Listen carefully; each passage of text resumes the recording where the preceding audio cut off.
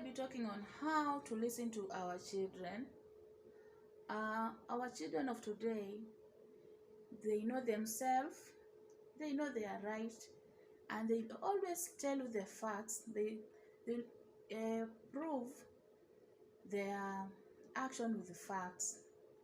You find most of our children, they complain that we have no time for them, we don't spend time with them, we are always busy, and they end up doing other things, whereby if you could have time with them, they could share with you on what's disturbing them, why they're doing some other things, and so many things. So I have different ways on how to listen to our children. Thank you. Welcome. So let's start. So number one, let's talk about engage in active listening. How can you do this? When you go home, your child needs to talk to you, tell you something. Put your phone down. Switch off even TV, and listen to a child. Make an eye contact. Take the conversation slowly into and let it sink. Pay attention.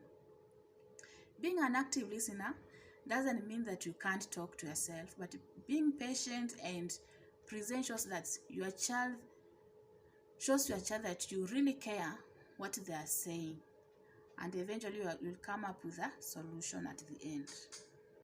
So the second way of listening to a child is through which I had said, you pay attention to non-verbal communication. Even if a child won't talk, parents can still listen and watch out some weird things the children will be doing. You'll find that most of these children, they have hideouts where they don't want even to play with their friends. They just go sit somewhere alone and keep quiet.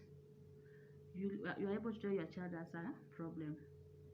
And another way of evaluating this, you pay attention, you see that these children, they withdraw from some things. They complain of headaches, stomach.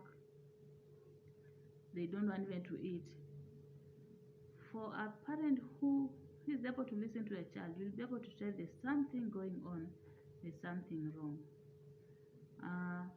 You can sit your child down and try and talk to him or her on what's eating him, what is disturbing them, and they'll be able to talk to you. Some will even end up crying, tearful. Even attitude changes, they are just moodiness. So kindly watch out for this and pay attention to your child. Another tool of us on how you can listen to a child is through do not force your child to talk. We normally tell some parents, when your child is ready to talk, encourage them and tell them, I'm here to listen to you if you are ready to talk. If you find it difficult, there are some ways you can do it.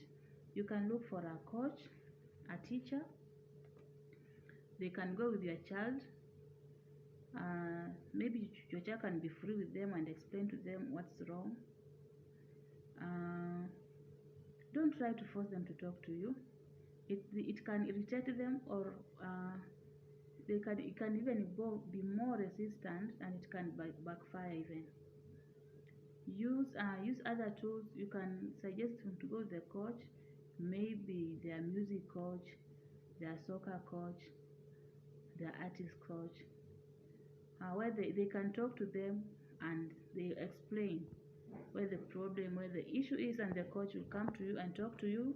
I've been your child and this is what's going on, so we have to try and work out to help your child. Okay. The fourth one is about you can offering help. Now you and your child decide to talk. Is ready to sit with you down and explain to you. You can now ask your child now if it will be helpful for you to share with your child some ideas that can help them. Allow your child to decide if they would like to work with you to help the problem, to solve the problem. At the same time, asking your child how you can help, a great way to encourage. You encourage them to be independent by supporting them. It's also a way of supporting a child if you let your child be independent, because in future you'll not be always be there to help them. Always remember that once your child shares an idea on how to help, how it can be helpful, you should respect their wishes. As you go along with them, work with them. Try not to overreact and try not to overstep the boundaries that they shared. Okay? If your child is a safety risk, let them know that you do not have action to keep them safe. Let them know how to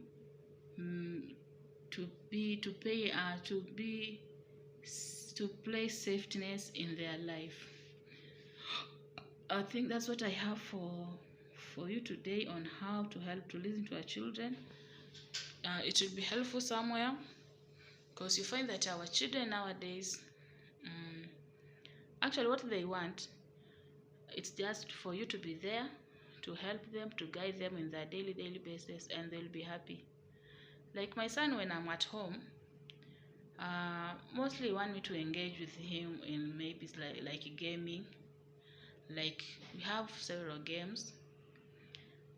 When he has homework or when he wants to read and I'm there with him, we are doing it together, he feels so happy. But you find maybe some parents, when your child has homework, you say that the homework is not mine, it's for the child. But let your child just sit there and do the homework. Please engage with them, see how they have been, how the day has been too, what they have learned, what the new things they have learned. Yeah, and they'll be happy. Okay? These are the things which are making nowadays our children withdraw from parents. Because I've seen so many children going to see a psychiatrist. Most of these teenager children, they are depressed. So you wonder, how can a child have depression and you provide for them everything? They lack nothing. But you are not, for yourself, you are not aware that the time you spend with these children is very important. Even some parents end up not seeing their children for 1 week. Even in Sunday, they are ever busy. Saturday, you are ever busy. When will you have time for your child? Okay? Kindly listen to them and they'll be happy. That's all I have for you today. Kindly subscribe, like, and comment on my videos. Have a blessed day. Bye.